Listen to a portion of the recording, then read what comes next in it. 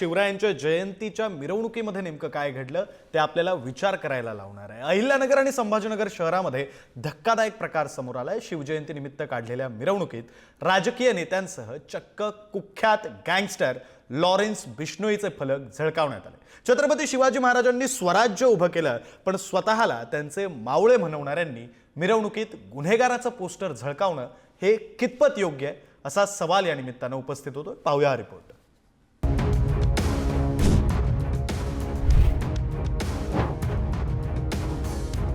आजची तरुणाई कुठल्या दिशेने वाहवत चालली असा प्रश्न या दृश्यांवरून उपस्थित होतोय। कारण अहिल्यानगर आणि संभाजीनगरमध्ये शिवजयंतीच्या मिरवणुकीत एका तरुणानं चक्क कुख्यात गँगस्टर लॉरेन्स बिश्नोईचे फलक झळकावलेत। संबंधित तरुणांनी डीजेच्या तालावरती हे फोटो नाचवले सुद्धा। बिश्नोईच्या फलकावर I am a Hindu a mad असं लिहिलं होतं। विशेष म्हणजे लॉरेन्स बिश्नोईच्या जोडीनं मंत्री नितेश राणेंचाही फोटो बघायला मिळाला।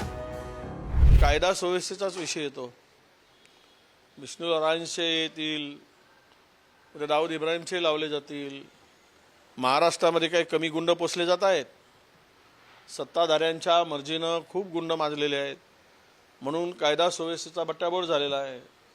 खुलेआम आमदार गोळीबार करतो आणि आमदारावरही गोळीबार होतो, पण सरकारला याचं गांभीर्य कळत नाही, हे दुर्दैव आहे। अहिल्यानगर प्रमाणेच संभाजीनगरमध्ये शिवजयंतीच्या मिरवणुकीत लॉरेन्स बिश्नोईचे फोटो झळकले। या बॅनरवर रक्षितः अशा आशयाचा मजकूर होता। तसंच हम गांधी को नहीं, छत्रपति शिवाजी महाराज और महाराणा प्रताप जैसे आंधी को मानने वाले हैं असा सुद्धा उल्लेख बघायला मिळाला।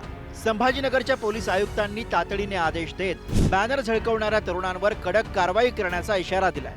लॉरेन्स बिश्नोई सारख्या एका क्रिमिनलच्या फोटो घेऊन ते नाचत होते। याच्यापेक्षा काहीही निंदनीय होऊ शकत नाही की ज्या जाणता राजाच्या आपण छत्रपती शिवाजी महाराजांची जयंती साजरे करत होते त्यांना माहीतच नाही की छत्रपती शिवाजी महाराज कोण होते, नाहीतर ते कदाचित ते बिश्नोई सारख्या एका क्रिमिनलचा फोटो कधीही त्याच्यामध्ये आणलं नसतं।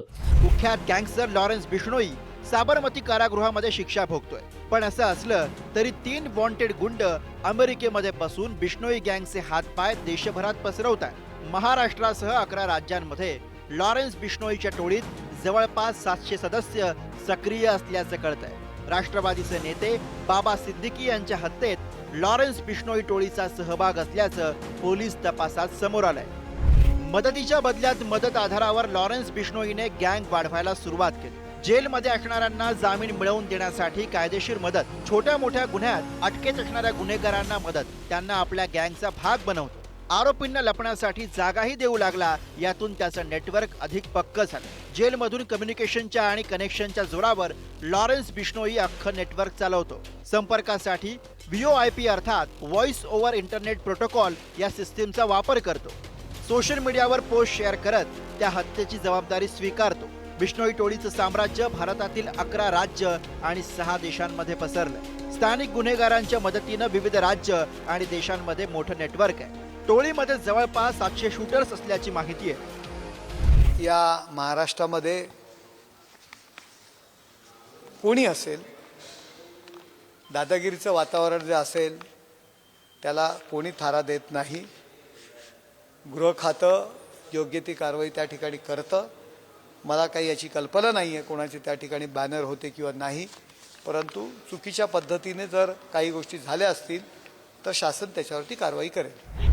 सर्व जाती धर्माच्या लोकांना सोबत घेऊन शिवाजी महाराजांनी स्वराज्य उभं केलं, पण महापुरुषांच्या जयंतीमध्ये गुंडांचे फोटो झळकावून ही तरुणाई कुणाचा आदर्श घेऊन समाजात वावरते हे चित्र आता स्पष्ट होत आहे। त्यामुळे लॉरेन्स बिश्नोईचा फोटो झळकवणाऱ्या अशा प्रवृत्तींवर वेळीच निर्बंध घालण्यासाठी पोलीस काय कठोर कारवाई करतात हे सुद्धा बघणं आता महत्त्वाचं असेल। सुमित पवार, पुढारी न्यूज, संभाजीनगर।